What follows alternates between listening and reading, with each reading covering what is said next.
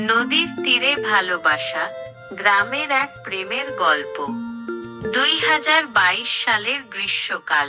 নীল শহরের এক নামকরা কলেজের ছাত্র। গ্রীষ্মের ছুটিতে সে গ্রামে এলো তার দাদা বাড়িতে। শহরের কোলাহল আর ব্যস্ত জীবন থেকে দূরে, গ্রামের নির্মল প্রকৃতি আর শান্ত পরিবেশে তার মন ভরে গেল। গ্রামটি ছিল সবুজে ঘেরা, আর পাশ দিয়ে বয়ে গেছে এক ছোট্ট নদী। এক বিকেলে নীল নদীর ধারে ঘুরতে গেল। সেখানে দেখলো এক মেয়ে নৌকা থেকে নামছে।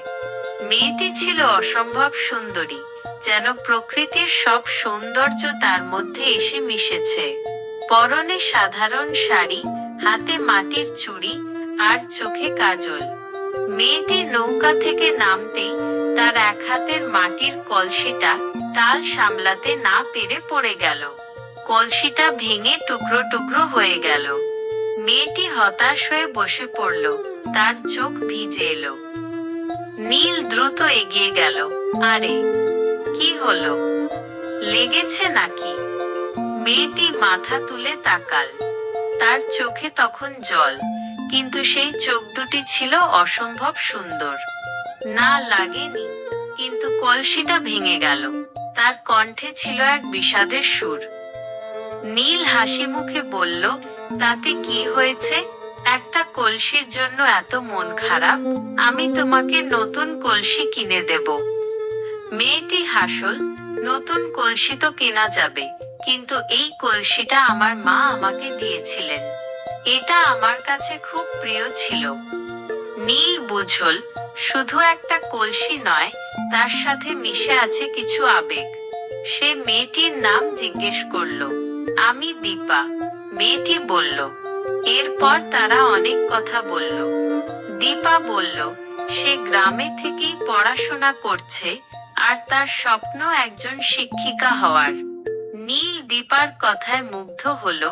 তার সরলতা আর স্বপ্ন তাকে খুব আকর্ষণ করলো।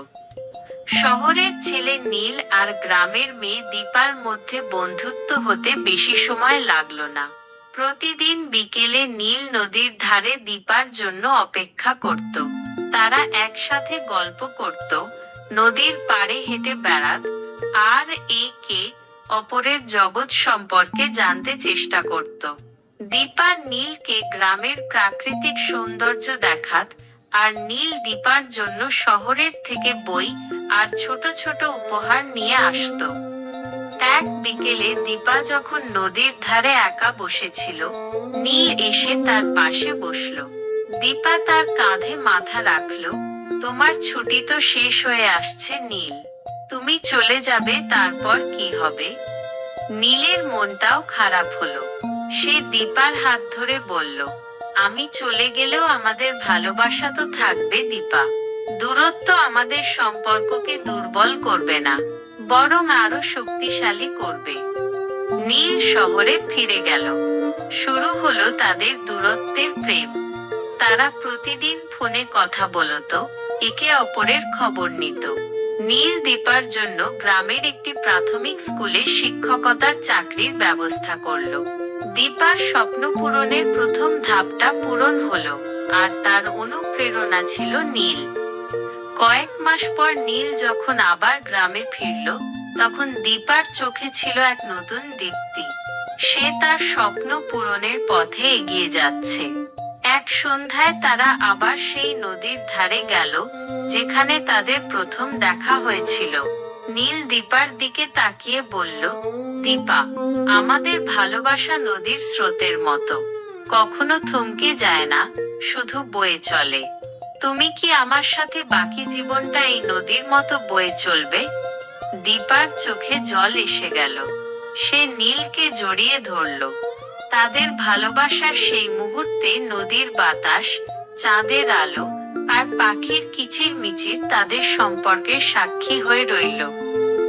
নীল আর দীপার প্রেম প্রমাণ করল যে সত্যিকারের ভালোবাসা শহর বা গ্রামের সীমারেখায় আবদ্ধ থাকে না। তা শুধু বিশ্বাস, শ্রদ্ধা আর একে অপরের স্বপ্নকে সম্মান করার মধ্য দিয়েই তৈরি হয়।